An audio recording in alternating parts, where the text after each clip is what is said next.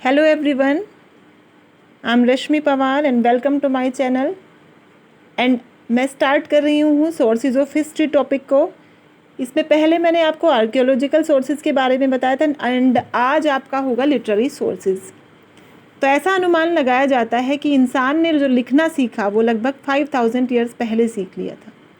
अलग अलग जगहों से लोगों ने अलग अलग तरह की स्क्रिप्ट लिखी।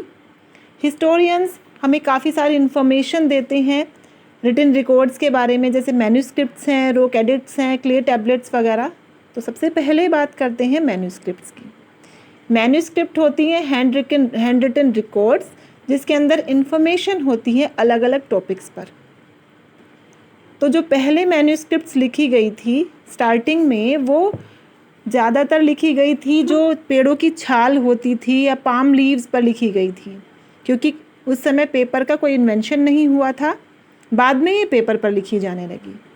तो इनसे हमें काफ़ी सारी इन्फॉर्मेशन मिलती है। लोग लिखते थे अपने एक्सपीरियंसेस को, अपने आसपास की लाइफ को एंड अपने जो उनके विचार होते थे उन सब चीज़ों को वो लिख लेते थे अपने तरीके से। अब नेक्स्ट हमारा है इसमें रिलीजियस टेक्स्ट।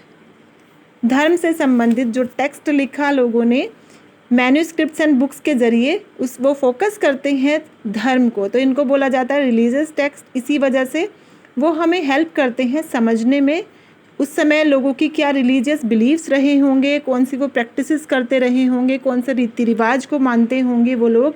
एंड साथ साथ पता चलता है इकोनॉमिक एंड सोशल लाइफ के बारे में भी लोगों की उस पीरियड के।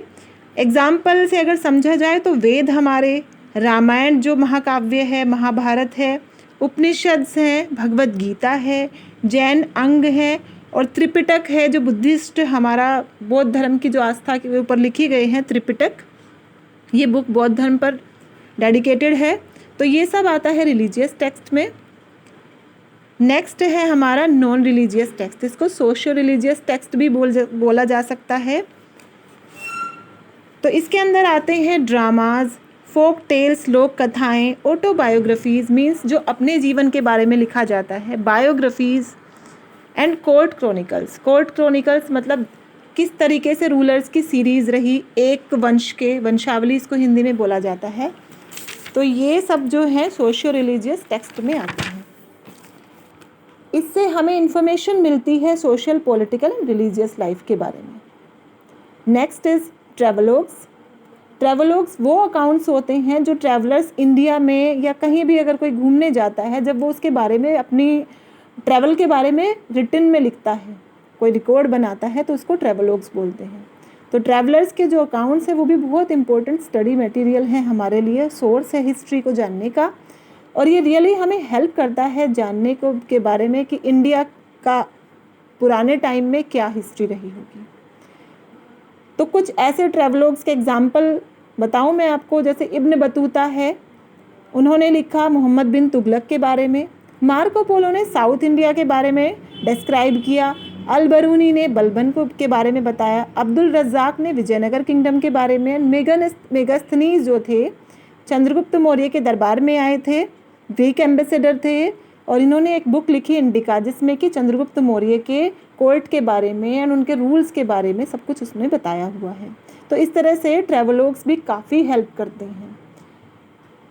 एक और इसमें पॉइंट है जो मैं आपको ऐसे ही बताऊं कि ओरल हिस्ट्री क्या होता था कि लोग अपने जो भी एक्सपीरियंसेस थे वो नेक्स्ट जनरेशन को बताया करते थे, स्टोरीज सुनाया करते थे सॉन्ग्स के जरिए। तो ये भी एक हिस्ट्री को जानने का ओरल सोर्स कहलाता है, ओरल सोर्स ऑफ हिस्ट्री।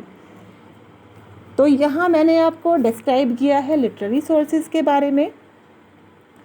इसका पार्ट 1 जिसमें मैंने आर्कियोलॉजिकल सोर्सेज बताए थे, यहाँ पर लिटरेरी सोर्सेज मैंने आपको डिफ़ाइन किए हैं। तो इस वीडियो में इतना ही। नेक्स्ट वीडियो में मैं आपको फिर मिलूँगी। Okay then.